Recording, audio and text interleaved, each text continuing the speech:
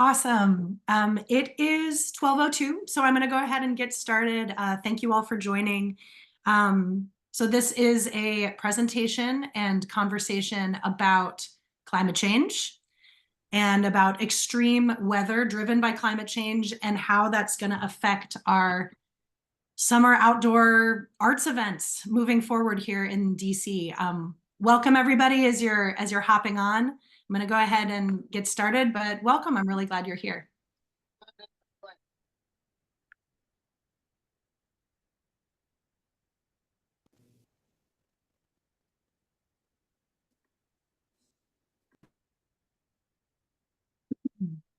So there are a lot of really amazing people on this call, a lot of movers and shakers in the arts world. You all are putting on incredible events, and I want you to know each other if you don't already.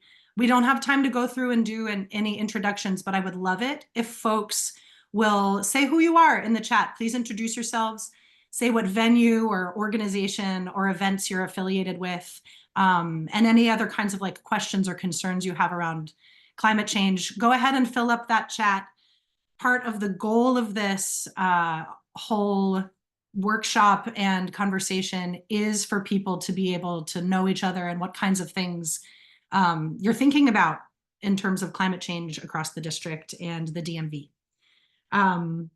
So that would be great. Also, if you have any tech issues, Sue-Win is here to help me monitor the chat and help anybody that might be experiencing tech issues or has a question or any of that. So thank you so much, Sue-Win, for being here. She's from the Southwest BID. And I also want to let you all know that we are recording today's presentation. So my name is Jess Eliot Myhre. I was a professional musician that toured all over the country and Canada before the pandemic. I did that for over a decade, and part of my repertoire was playing a lot of different summer outdoor concert series, especially all up and down the Eastern Seaboard. And this research and this whole project came out of that experience because in the summer of 2023, that was my first time as a musician where I had gigs canceled because of extreme heat and wildfire smoke. And so I am really used to living in the DMV, things like rain plans. We're used to rain here. We know how to deal with it. We write it into our contracts. We make plans. But heat is a little bit newer for us, and definitely wildfire smoke. That was crazy in 2023.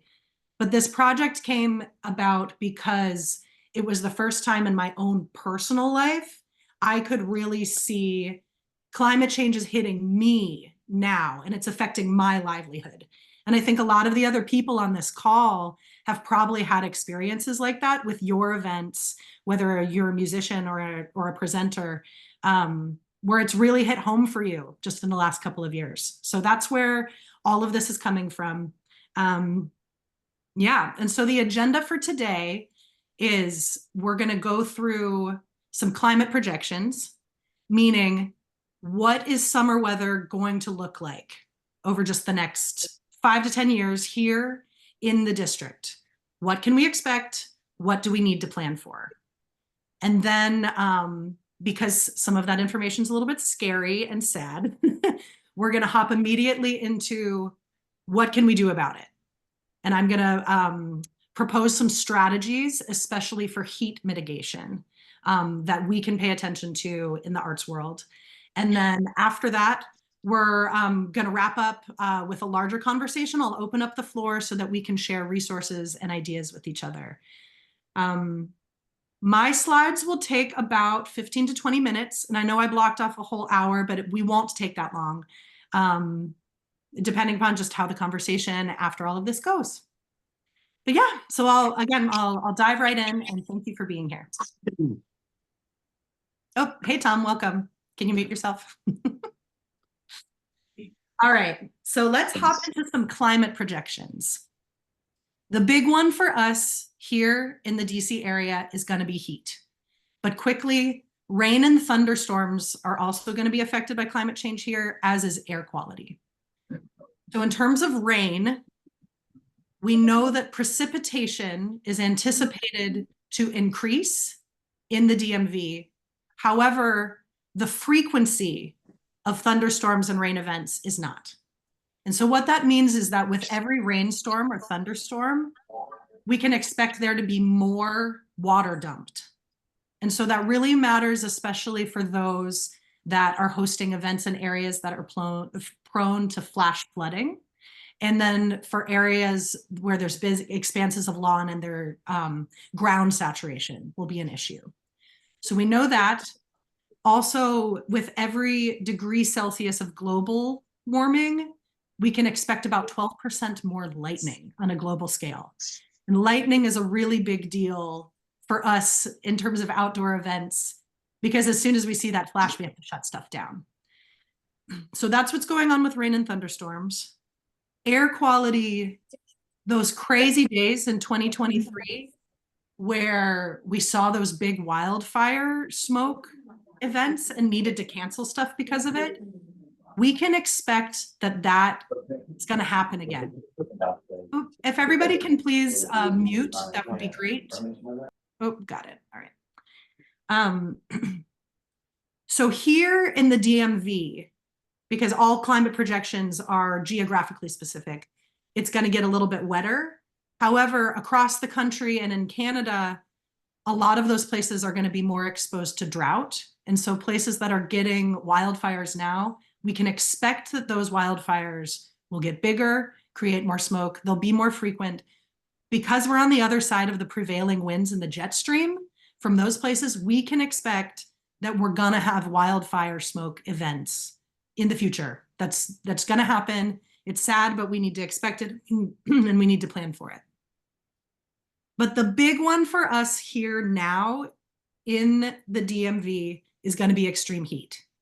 And I'm sure that's not a surprise to a lot of you after this really hot last summer. This might be one of the coolest summers, though, in terms of moving forward. Extreme heat is going to be a really big deal. Let me show you more of what I mean in, in some more climate projections.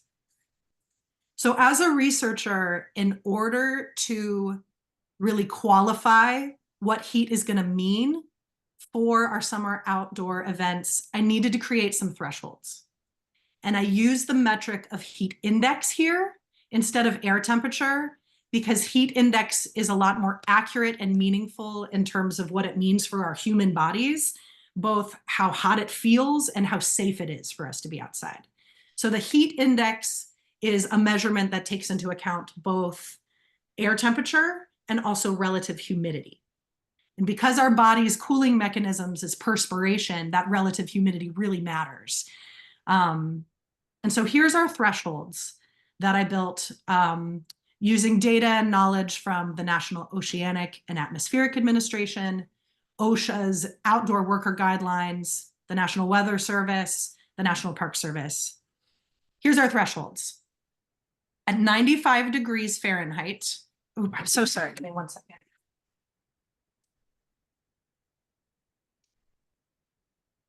Sorry, my daughter is homesick. At 95 degrees Fahrenheit of heat index, which is really hot, NOAA calls this threshold something where we need to be extremely cautious. This is where the district declares a heat emergency. This is when the district opens cooling shelters. So 95 degrees is definitely very hot. However, I think this is a threshold at which we can still have very successful, very fun, safe outdoor summer events with proper hydration and proper caution. The next threshold, a little bit of a big jump, is 105 degrees Fahrenheit. This is what NOAA calls dangerous. And this is when the National Weather Service declares a heat advisory. I think this is the heat index threshold at which any outdoor event is really teetering on the edge of viability. Like, it's really hot. It's kind of dangerous to be outside. Any vendors that are cooking near open flames or things like that, any musicians or performers in costume, especially if they're not shaded, it's dangerous. And attendance numbers are going to really drop significantly at this level of heat. You should probably move indoors, or you should probably postpone your event.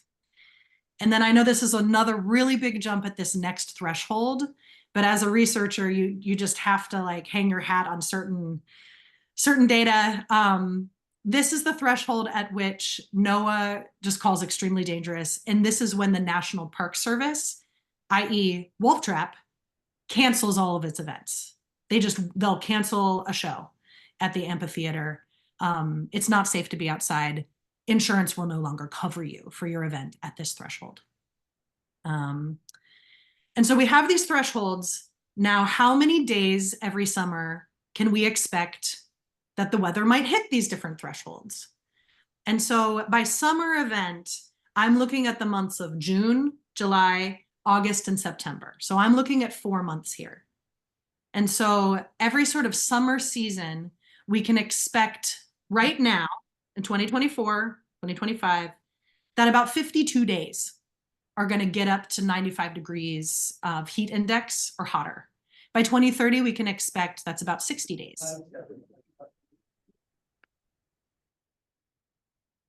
And so what's the likelihood that any given day that your event might happen on will get that hot? So right now, like this summer, which I know is coming to a close, but 43% chance likelihood that it's gonna get up to 95 degrees. By 2030, we can expect that like half of any given day, it's gonna be that hot. And so we really need to be planning for this. In terms of those days where our events are just going to be severely hampered and probably not very viable to have outside, right now, the likelihood of it getting that hot is 15%. And by 2030, it's going to be almost 20%. So that's very sad. And it's going to be even more notable in our really dense urban neighborhoods. Are people on this call familiar with the urban heat island effect? Give a little whoop whoop or raise your hand. I'm just going to explain it really quickly. So in our denser neighborhoods where there is more asphalt, there's more built surfaces, the sun's radiation and heat will be absorbed by things like parking lots, by buildings, and all of that absorption of heat throughout the day, it can start radiating back out starting in the afternoon. And then especially in the evening, all of that stored up heat just kind of like pushes out into the atmosphere in the evening. And so in our denser neighborhoods, we can expect that even after the sun starts going down at 8 or 9 p.m., it's still going to kind of stay hot. And so this is a map of the neighborhoods that we're most concerned with within the district, but we're also thinking like downtown Alexandria, Bethesda, any city that has like more built up environment is going to be susceptible to the urban heat island effect, where it just stays hotter at night. So I hate to be that bearer of bad news, but I think most people on this call knew a lot of that anyway. But so what can we do? What can we do about this? It's gonna be really, really hot moving forward. What do we do? I wanna start by begging, here's the things we should not do. Let's not move all of our events indoors. It's one thing if there's gonna be big rain or if it's 110 degrees out. Of course, we need to move indoors. But let's not plan our summer events to go indoors. I wanna keep them outside and in the public realm. As an urban planner, I think I forgot to say this up top, but I just graduated with an urban planning degree from Georgetown, and that's actually where this research is coming from. This is from my capstone. But as somebody in the planning world, I'm very concerned with our public realm. I want it to be lively and filled with vitality. I want there to be people on the streets. And that's really important for like the identity of our city, for the identity of our whole region, is to have lively outdoor stuff happening in our public realm. And so when you move things inside, walls and doors are always barriers. Even if an event remains technically free and open to the public, once you put it behind doors, that has a big implication for how people interact with the space, interact with the exhibits or the performers, and how they interact with each other. And it also has really big implications for who feels welcome in that space. And so keeping our events outdoors is really important to the vitality of our public realm. Also, I want to implore you, don't just reschedule your events for the shoulder seasons. Don't just put them in the fall and the spring. We in the DMV are really lucky to have awesome events calendars within the spring and the fall. It's beautiful here during those seasons. And so it's already a really crowded calendar. There's already a lot of competition for vendors and other kinds of resources. We don't want to crowd that out. And we also don't want to become one of those cities or one of those regions that just goes dead in the summertime. We really don't want that. That's happening in places like New Orleans. It's just dead in the summertime. But I mean, Porch Fests, DC Jazz Fest, like it's such an important part of what we do here. There's somebody here on the call from Fairfax, where there's just like an absolutely robust summer concert series. We want that stuff to be happening in this whole region. So what can we do to mitigate this heat? I'm going to go ahead and dive into some proposed strategies. This is the first one. It's called the Beat the Heat Lending Library. And the idea behind this is that it's a shared resource hub of heat mitigation items. So hydration stations, places where people can fill up their water bottles with cold filtered water, portable fans, misting tents, solar powered generators, because diesel generators create a lot of noise, a lot of pollution, and a lot of heat. But these resources, these lending libraries, can be housed at a jurisdictional level, either by like a parks authority or even by libraries. It depends upon which county or which jurisdiction would make most sense. But the idea behind it is that community members can either borrow or rent at a subsidized rate a lot of these items to make events a lot more safe and like weatherable in terms of just people staying shaded, people staying hydrated, people staying cool on these really hot days. Little spoiler alert, in the Office of Planning in DC, there's already some wheels turning in terms of making a pilot project to possibly making this a reality. And it might be housed next to the lending library of tools that comes out of the MLK library right now. And so if you're interested in helping making that a reality, please get in touch. If you're interested in making this a reality in your own jurisdiction, also please get in touch.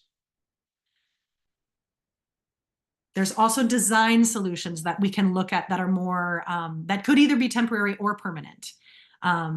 These are creative shade solutions. Who here has been to one of those really big music festivals where they have these gorgeous, basically art pieces as shade sails?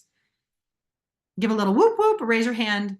Or who here has been to an umbrella street? I know the most recent time I've been to one of these umbrella streets, this one here, this picture is from the Dominican Republic, but I went to Dollywood recently and they had this awesome umbrella street. People loved it. People taking all kinds of selfies there, but it shaded this whole area that was a major pedestrian walkway and made it a lot cooler in late May. So creative shade solutions. Also, cool pavement walls and roofs.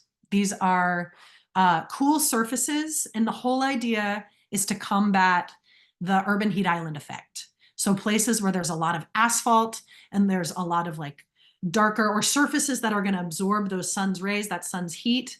Let's get the textures of them so that that radiation and that heat will bounce back off, reflect back into the environment, or just much lighter colors. A lot of this cool surfaces technology can honestly be just a coat of paint. It's really that simple. And then this next design solution is much bigger. I know it's out of the scope of a lot of the people here in the arts world, but I think it's really interesting to talk about and advocate for. Who here has been to the Reston Town Center Pavilion? Again, give a little whoop whoop or a hand raised. I know that Reston is a very wealthy jurisdiction. They have a lot of resources. I totally get that. but I want to elevate and lift up this particular pavilion because it's awesome and it's very simple. It's awesome in its simplicity as a design solution to help combat heat. So the roof is made out of a special kind of plastic that allows light to come through, but it does not create a greenhouse effect. It has these awesome, like super big fans up top, and it's this fundamentally flexible space where in the summer they have outdoor concert series, and then in the winter they turn it into an ice rink. And I know this space is awesome because as a musician, I played their summer concert series a couple of years ago on a day when it rained, and it rained really heavily. But we didn't need to postpone and we didn't need to move inside because as it rained, people, a couple hundred people came in and they just moved into the shelter and the sound was great and the show went on. And if anything, people were more engaged in the musical experience because the weather was bad. And it absolutely blew my mind as somebody interested in climate change, that bad weather could actually make for a more engaging and connected musical experience. To me, that was huge. And so there's nothing super special or complicated about a really big pavilion. But we need more spaces like this across the district and across the whole DMV where we can have these flexible spaces that can host art events, that can host concerts, that can host ice skating rinks, that can be really flexible to do these really cool events that we want to do and do them well and do them even when the weather is bad. My last strategy is very applicable to the people on this call who are a part of the arts world. It's a mutual aid style connection with each other in terms of resource sharing and ideas sharing. There's several people on this call that I know are engaged right now in building heat plans for their organizations and their venues. They already have rain plans, but they don't have heat plans yet, and they're in the middle of figuring this stuff out. So there's a lot of people on this call who are all separately doing research about what are the best decision-making processes when it hits certain levels, certain thresholds of how hot it is. Get to know each other, share your ideas, share your research. Something that I found in my research, talking to a lot of you and a lot of other arts presenters, is that there's a lot of uncertainty and anxiety when it comes to game day decision making. Like, what do we do in the face of really bad weather? And working together, we can help build like good processes together about like what are best practices here. Also, in terms of sharing and finding ways of getting backup indoor spaces for folks who don't already have them. Unfortunately, they're gonna be more important as we move forward. And so making sure that there's good, viable, robust plan Bs in terms of indoor backup spaces is really important too. So please connect with each other. Also, I wanted to lift up this Google group through Listen Local First. The DMV Music Stakeholders Group is an awesome place to be just connected with music advocacy across the DMV. And then in the chat, people introduced themselves and shared a little bit about who they are. But so please please get connected with each other and stay connected. This is it for me and my slides. Here's some of my information. I'll put it in the chat as well. But thank you again, everybody, for hopping on and being interested in this work. I'm going to go ahead and open up the floor to anybody who wants to share stories of how climate change is impacting them presently. Any resources, ideas, or other things that you are thinking about in terms of moving forward that you can share with others that they might be able to use too, or other questions about any of this. I'm going to go ahead and open up the floor. Thank you all.